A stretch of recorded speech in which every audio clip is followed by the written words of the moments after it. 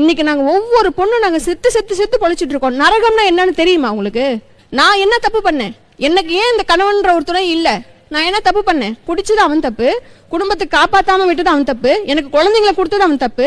நான் ரெஸ்பான்சிபிலிட்டியா இருக்கேன், நான் பொறுமையோட இருக்கேன், நான் வழியை தாங்கிக்கிறேன். ஆனா நான் வழியை அனுபவிச்சுட்டே இருக்கேன் வாழ்க்கை ஃபுல்லா. இப்போ உங்களை பார்த்தா ஆவுடையப்பன், ஓகே ரைட், அவ்வளவுதான் விட்டுருவாங்க. உங்க மனைவி பத்தி யாராவது கேட்பாங்களா? கேட்க மாட்டாங்க. நான் எங்க போனாலும் என் கணவனை பத்தி கேட்கறாங்க, என் குழந்தைங்க கிட்ட கேட்கறாங்க, அப்பா யாரு, உங்க ஹஸ்பண்ட் என்ன பண்றாரு, எல்லாமே கேட்டு சாவடிப்பானுங்க சார். நீங்க சொல்றதெல்லாம் உண்மைதான், நீங்க சொல்றதெல்லாம் பிராக்டிக்கலா இருக்கக்கூடிய பிரச்சனை தான்.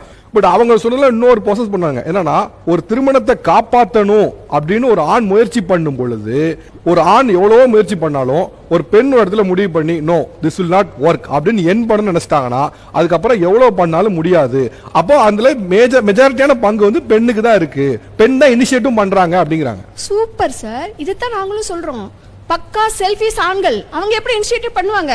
காலையில டீ வச்சு கொடுக்கணுமே, காலையில சாப்பிடணுமே, பிள்ளைக்கு ஆள் கழுவணுமே, வீடு சுத்தம் பண்ணணுமே, வாசல் தெளிச்சு கோலம் போடணுமே, மாமியாரை பாத்துக்கணுமே, மாமனாரை பாத்துக்கணுமே, சட்டையை அயன் பண்ணி கொடுக்கணுமே, குடுகுடுன்னு ஓடி போய் வாங்கிட்டு வந்து எல்லாத்தையும் செஞ்சு வைக்கணுமே.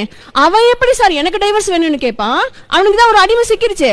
நான் சொல்றது எல்லா ஆண்களுமே கெட்டவங்க. அந்த அம்மா சொன்ன மாதிரி புனிதவதியான நம்மளால பேச முடியாது. எல்லா ஆண்களையும் நான் வந்து பொய்ன்னு சொல்லவும் முடியாது.